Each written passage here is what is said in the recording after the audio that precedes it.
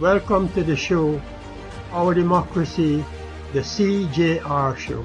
In this show, we will discuss questions of democracy, governance, elections, and other topical issues in Guyana and occurrences in countries around the world. We hope the show will be of interest to everyone. So let's begin the show. Good day. Welcome to another in the series, Our Democracy, the Cjr Show. Today is Wednesday, July 30th, 2025. My apologies for the late start owing to technical difficulties and a hectic agenda. For today's podcast, I will discuss first recent developments in the run-up to the September 1st elections in Guyana. And on the second case matter, I will discuss the outcome of a just concluded UN conference that supported the establishment of a two-state solution that call on Israel to commit to a Palestinian state. Let's start with the first matter concerning recent developments concerning the upcoming elections, September 1st, 2025 in Guyana. Campaigning by the 6 political parties contesting the elections is now in full swing, with rallies, public meetings, and door-to-door visits by party activists across the country. In the meantime, opposition members at the Commission continue to make wild, unsustainable, and irresponsible statements, claiming that GCOM is in quote-unquote disarray, and that it is engaging in quote procedural breaches. And further, they went on to say that GCOM lacks accountability. That they went on stating, quote, there will be confusion during tabulation, and eventually ended by saying that there is need for urgent reforms, end of quote. These are all false flag issues raised by the opposition to sow confusion and to propagate a lack of confidence in GCOM, that is to say the Guyana Elections Commission. They are all part and parcel of a political agenda aimed at accumulating all its misguided and baseless grievances to be used when it suits them.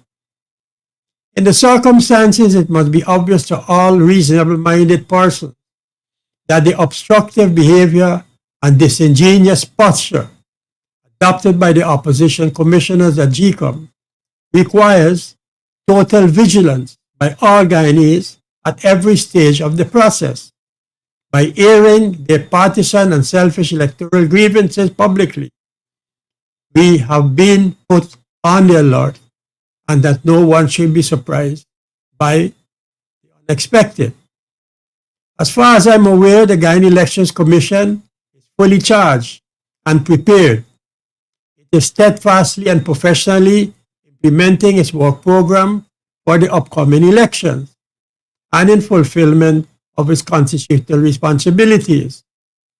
For this election, there are, according to the revised list of electors, 751 electors on the revised voters list. The number of persons who were listed in the 2020 official list of electors was 660,998 persons. That makes a difference of 96,753. The number of persons who would have come of age, meaning the attainment of the age of 18 and therefore qualified to be on the RLE and to vote, would be between 20 and 25. That is approximately 96,753 persons. These persons would now be qualified to vote in these elections. Now, the number of new registrants between 2020 and 2025 is approximately 137,291 persons. The difference between the revised list for 2020 and the revised list for 2025 is 96,753. Now, the number of polling stations used in 2020 elections was 2,339. For the 2025 election, the number of polling stations identified amongst approximately 2,781 though the exact number has not been settled as yet, a difference of 442. However, this number is yet to be finalized in the coming days. As regards the number of election officials who were trained for the 2020 election, that was 12,424 persons. For these election cycle, the total number of election officials trained thus far is 16,178. However, training is still ongoing, a difference so far of approximately 4,754. The list of election officials is expected to be finalized in a few days' time. In addition to the above, I want to point out that since 2020, elections, new operational innovations have been passed into law, and they will be utilized for the 2025 election. Take, for example, there have been new changes in the Representation of the People Act, ROPA, in electoral districts 3, 4, and 6. Districts 3, 4, and 6 has been divided into 3, 4, and 6 subdivisions or sub-districts, respectively, to enable more efficient and transparent ascertainment of the results of the districts and by extension, that of the entire country. Accordingly, each sub-district will be managed by a supernumerary returning officer under the supervision of the returning officer. When it comes to ascertaining votes from statements of poll, the following is to be done. Votes must be tabulated from the statements of poll by the returning officer in the case of every district except 3, 4, and 6, and supernumerary returning officers in the case of districts 3, 4, and 6. The officers referred to in paragraphs 1 above must display, using the electronic mechanism provided, each statement of poll for all the persons to clearly see the information on it. You must record the votes cast in favor of each list as contained in each statement of poll that is being displayed. There is a district tabulation form in the case of every district except 3, 4, and 6, or a sub-district tabulation form in the case of District 3, 4, and 6. Given opportunity for objection from duly appointed candidates and or counting agents, they are not to move on to display another statement of poll unless all of the information required from the statement of poll being displayed is dealt with to the satisfaction of every person present. They must also add the votes recorded on the form to ascertain the total number of votes for each list of candidates. They must record the total found pursuant to paragraphs B above on the form. They must publicly declare the total votes recorded on the form for each list of candidates.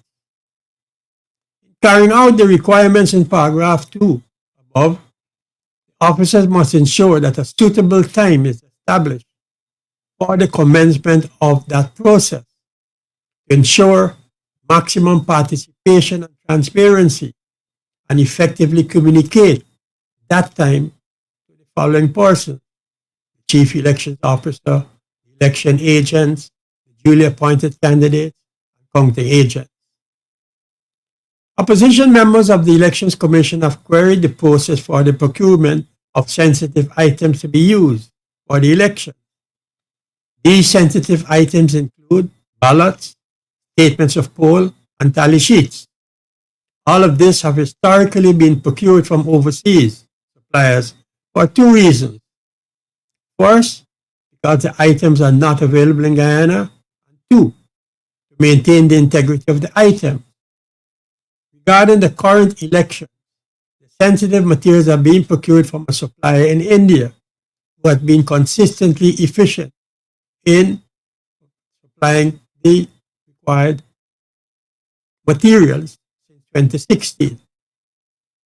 case of ballots, statements of poll and tally sheets, these documents are being procured from a Canadian service provider who has been consistently efficient in so doing since 2016. Why the political opposition keeps harping on this matter is anybody's guess. However, it appears that since the political opposition is steeped in the practice of corruption and theft at all levels, the intention is to paint public servants, irrespective of the institution in which they serve, in the same way as they, while in government, were branded by the public at large. While the opposition-sponsored commissioners at GCOM continue to beat their drums and to chant unsubstantiated claims about the electoral process, Guyanese will never forget how they attempted to thwart the will of the electorate following the March 2020 election.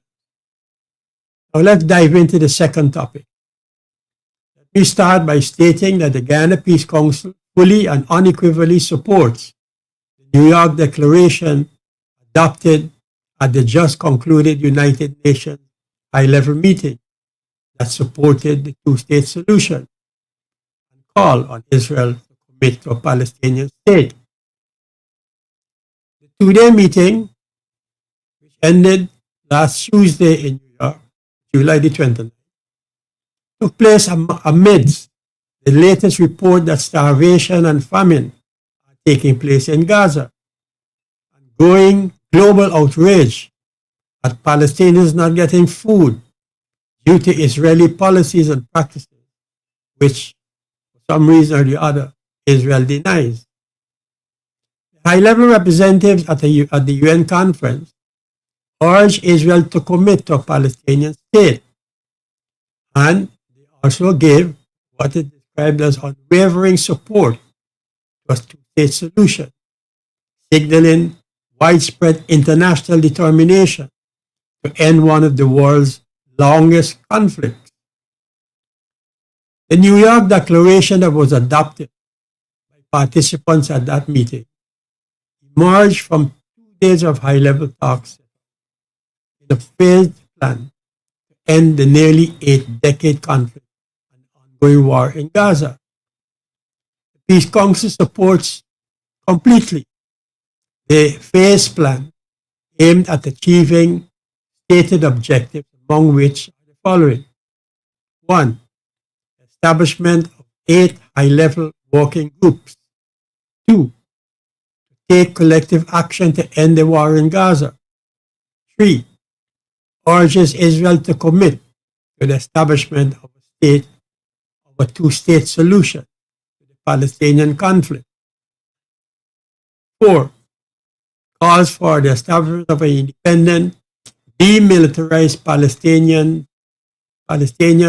people living side by side peacefully with Israel. 5.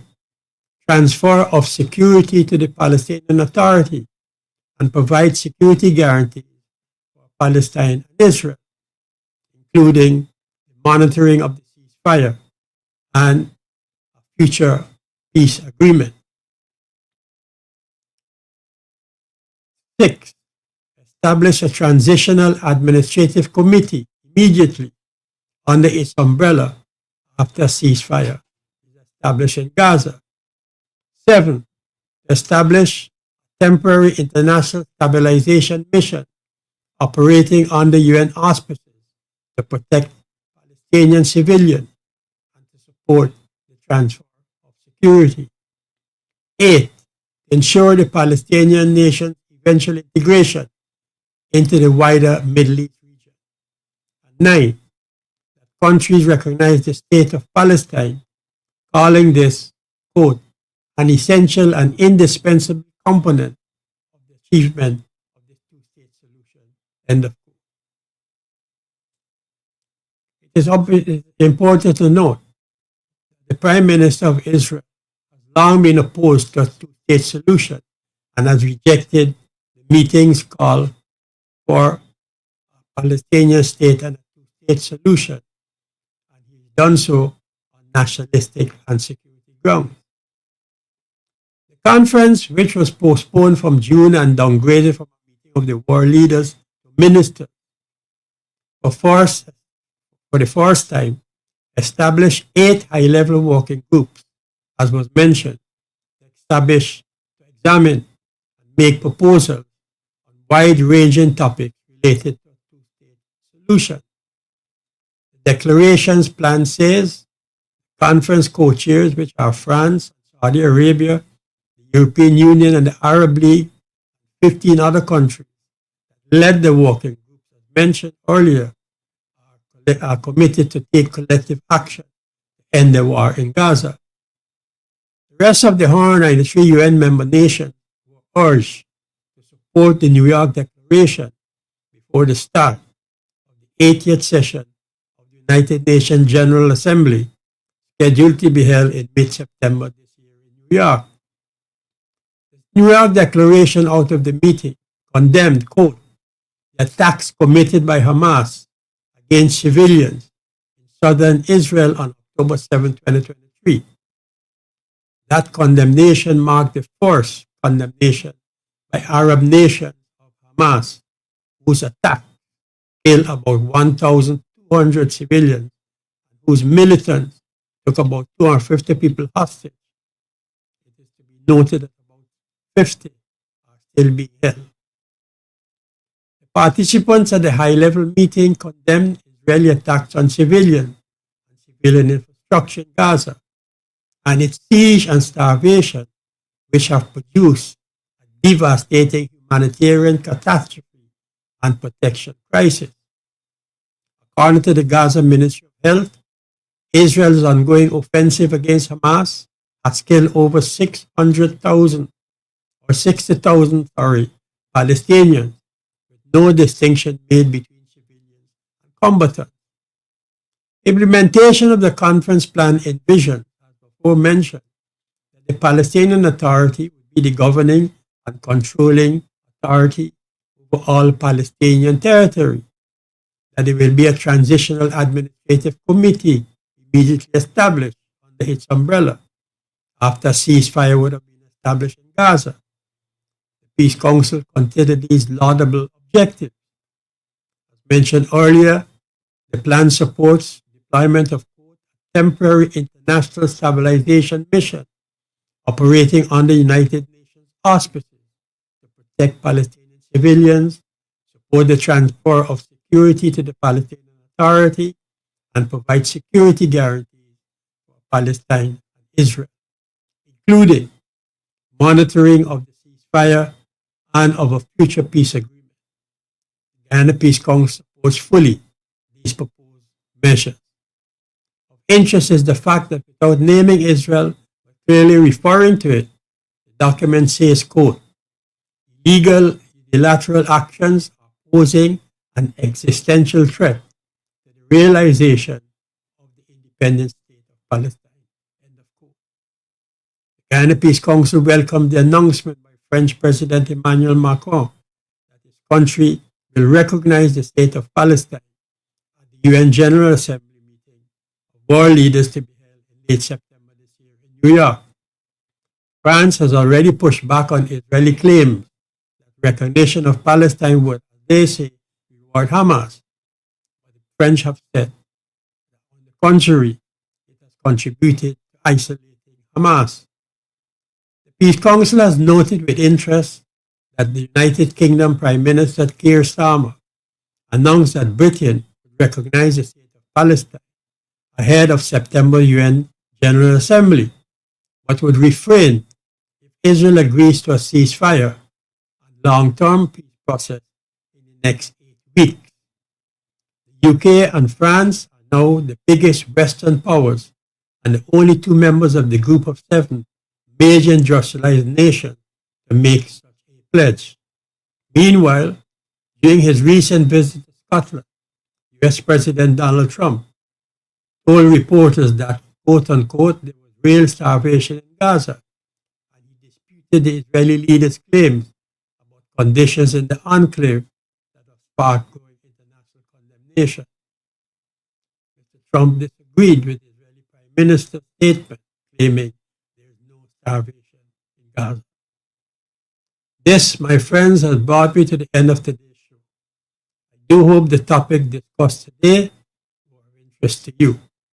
I welcome and encourage you to share your views with me on the topic that I discussed today, or any other topic you may have in mind. Please look out for the Cjr Show every Wednesday at 5 o'clock and on Saturdays at the same time. I look forward to meeting with you once again on Saturday, August the 1st, 2025 at 5 p.m. Please do not forget to press the like and share buttons and subscribe to the Cjr Show. Thank you